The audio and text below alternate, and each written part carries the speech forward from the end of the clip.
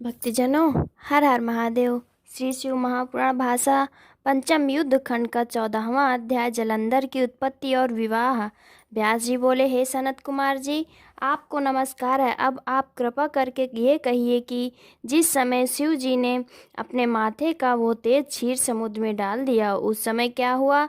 सनत कुमार जी बोले, हे तात, जब शिव जी ने अपना तेज क्षीर समुद्र में डाला, उस समय वो शीघ्र ही बालक हो गंगा सागर के संगम पर बैठकर अत्यंत उच्च स्वर से संसार को भय देने वाला रुदन करने लगा।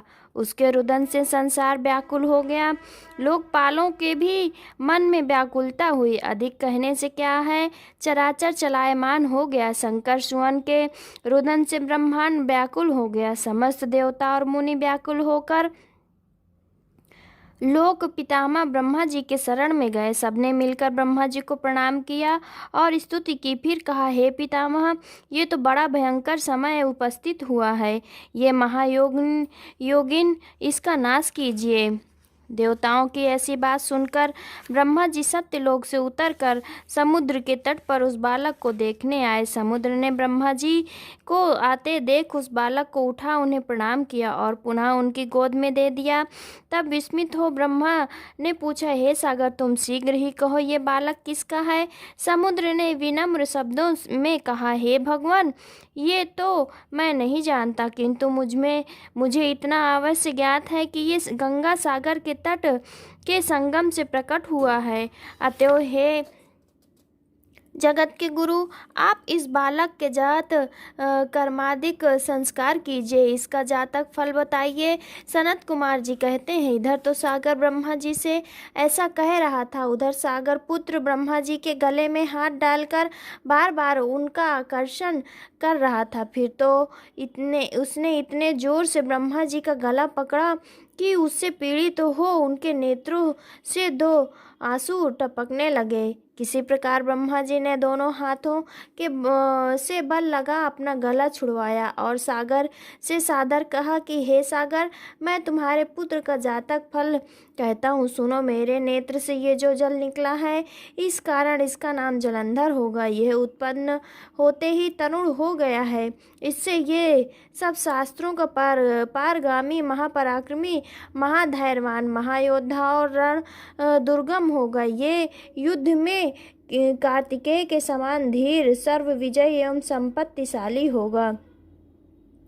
ये बालक सब दैत्यों का अधिपति और विष्णु को जानने वाला होगा तथा यह कहीं भी नहीं हारेगा। एक शंकर जी को छोड़कर ये सबसे अवध्य होगा और जहाँ से उत्पन्न हुआ है फिर वहीं जाएगा। इसकी स्त्री बड़ी पतिव्रता, सौभाग्यशालिनी, सर्वांग सुंदरी और परम मनोहर, मिष्टभाषिणी तथा शील की सागर होगी। सनत कुमार जी कहते हैं कि सागर से ऐसा कहकर ब्रह्मा जी ने महर्षि शुक्र को बुलाकर उनके हाथों से उस बालक को दैत्य का राज्याभिषेक करवाया और स्वयं अंतर्ध्यान हो गए। फिर उस बालक को देख समुद्र बड़ा ही प्रसन्न हुआ और उसे बड़े साथ लेकर अपने घर गए। कितने ही उपाय से उसका पालन कर पुष्ट किया। फिर कालनेमी नामक असुर को बुलाकर उसकी वृंदा नामक कन्या से सविधि ब्याह करा दिया। उसके विवाह में बड़ा उत्साह हुआ। नदी और सब असुरों को बड़ा सुख हुआ। स्त्री सहित जलंधर शुक्राचार्य के प्रभाव से असुरों का राज्य करने लगा। पंचम युद्ध खंड का 14वां अध्याय समाप्त। 15वां अध्याय देव जलंधर युद्ध।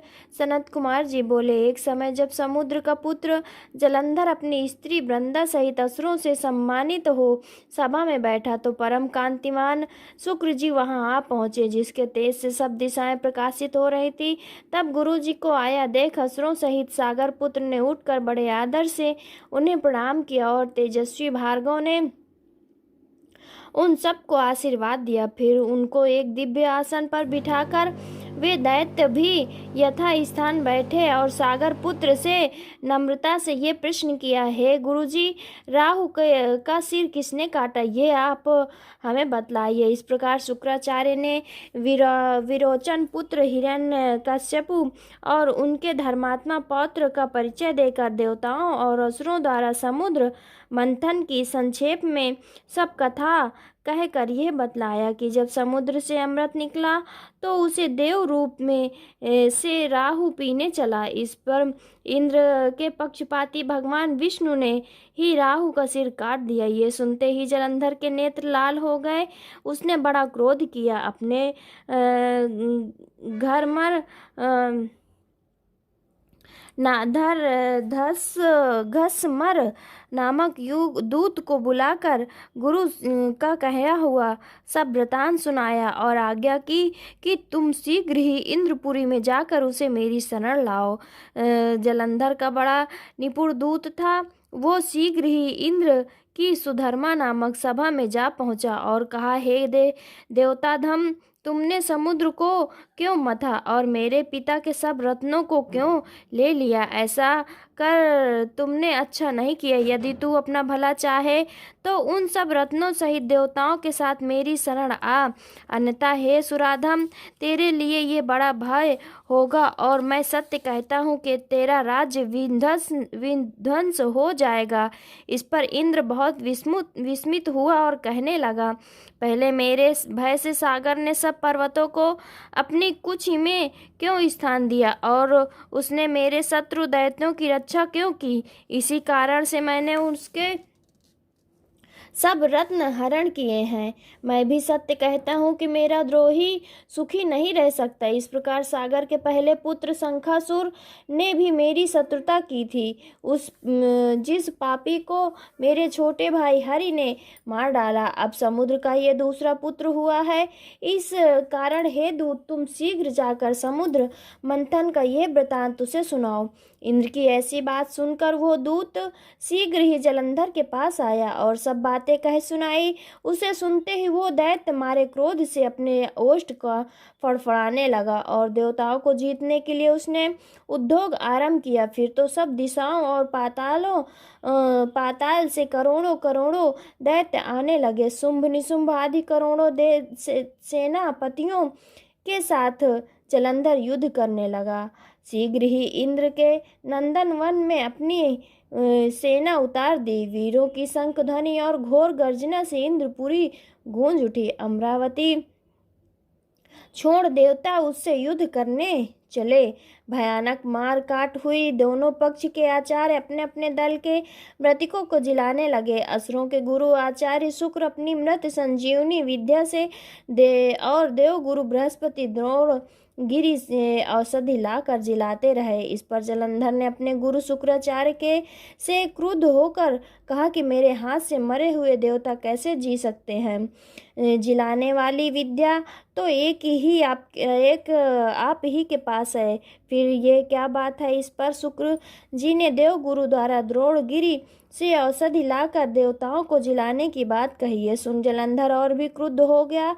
शुक्र जी ने कहा, क्रोध क्यों होते हो? यदि शक्ति हो तो द्रोणगिरी को उखाड़ कर समुद्र में फेंक दो, तब मेरे कथन की सत्यता प्रमाणित हो जाएगी। इस पर क्रुद्ध जलंधर शीघ्र ही द्रोण पर्वत के पास जा पहुंचा और एक परम वेग द्वारा अपनी भुजाओं को से पकड़कर द्रोण को उठाकर समुद्र में फेंक दिया। भगवान शंकर का तेज, जिसमें जलंधर की कोई विचित्रता नहीं, पश्चात वो सागर पुत्र युद्धांगन में आ बड़े वेग से देवताओं का संहार करने लगा। जब बृहस्पति जी औषधि लेने गए तो द्रोणाचल को उखाड़ा हुआ शून्य पाया। वो भयभीत हो देवताओं के पास आए और कहा, युद्ध बंद कर दो, जलंधर को अब नहीं जीत सकोगे। पहले इंद्र ने जो शिव जी का अपमान किया है, ये उसी का फल है। ये सुन देवता युद्ध में जय की आशा त्याग अत्यंत ही व्याकुल हो इधर उधर भाग गए। सिंधु सुत निर्भय हो अमरावती में घुस गया। इंद्रादिक सब देवताओं ने गुफाओं की शरण ली। जलंधर अपने शुंभ आदि वीर दैत्यों द्वारा भागे हुए इंद्रादिक की खोज कराने लग गया और स्वयं भी मेरु आदि में उन्हें खोजने लगा। पंचम युद्ध खंड का 15वां अध्याय समाप्त। 16वां अध्याय जलंधर के साथ विष्णु जी सहित देवताओं का युद्ध। सनत कुमार जी बोले, जब जलंधर को अपनी खोज में आते देख इंद्रादिक देवता वहां से भी भय कंपित होकर चले। भागते भागते वे वैकुंठ में विष्णु जी के पास पहुँचे। देवताओं ने अपनी रक्षा के लिए उनकी बड़ी स्तुति की। देवताओं की उस दीन बाणी को सुनकर करुणा के सागर मेघ के समान गंभीर वाणी में उसने कहा कि हे देवताओं, हे देवताओं, तुम भय को त्याग दो। मैं युद्ध में शीघ्र ही जलंधर को देखूंगा। ऐसा कहते ही भगवान गरुड़ पर जा बैठे। तब देवताओं सहित उस युद्ध क्षेत्र की ओर प्रयाण करते देख समुद्र तनया लक्ष्मी के नेत्र में जल भर आया और उन्होंने कहा कि हे नाथ, यदि मैं सर्वदा आपकी प्रिया और भक्ता हूँ तो मेरा भाई आप द्वारा युद्ध में कैसे मारा जाना चाहिए। इस पर विष्णु जी ने कहा, अच्छा, यदि तुम्हारी ऐसी ही प्रीति है तो मैं उसे अपने हाथों से नहीं मारूंगा, परंतु युद्ध में जाऊंगा ही, क्योंकि देवताओं ने मेरी बड़ी स्तुति की है। ऐसा कह शंख चक्र गदा पद्मधारी भगवान विष्णु गरुड़ पर चढ़े हुए शीघ्र ही युद्ध के उस स्थान पर जा पहुंचे जहां जलंधर विद्यमान था। विष्णु जी के तेज से दर्पित देवता सिंहनाद करने लगे। फिर तो अरुण के अनुज गरुड़ के पंखों की प्रबल वायु से पीड़ित हो दैत्य इस प्रकार घूमने लगे जैसे आंधी में बादल आकाश में घूमते हुए हैं।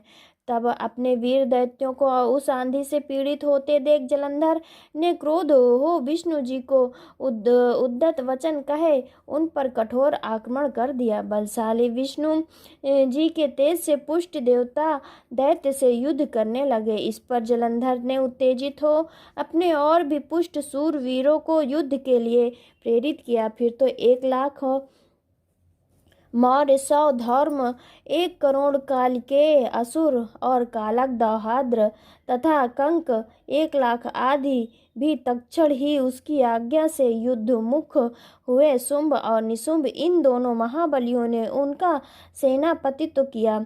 चतुरांगनी सेना समवित सब कुशल दैत्य युद्ध करने लगे। दोनों ओर से गदाओं, बाणों, शूलों और पट्टिसों आदि की भीषण प्रहार हुआ। मुनियों और सिद्धियों को भय देने वाले देवता और देवताओं में अत्यंत दारुण संग्राम उपस्थित हो गया। पंचम युद्ध खंड का 16वां अध्याय समाप्त। भक्तजनों, हर हर महादेव, हर हर महादेव।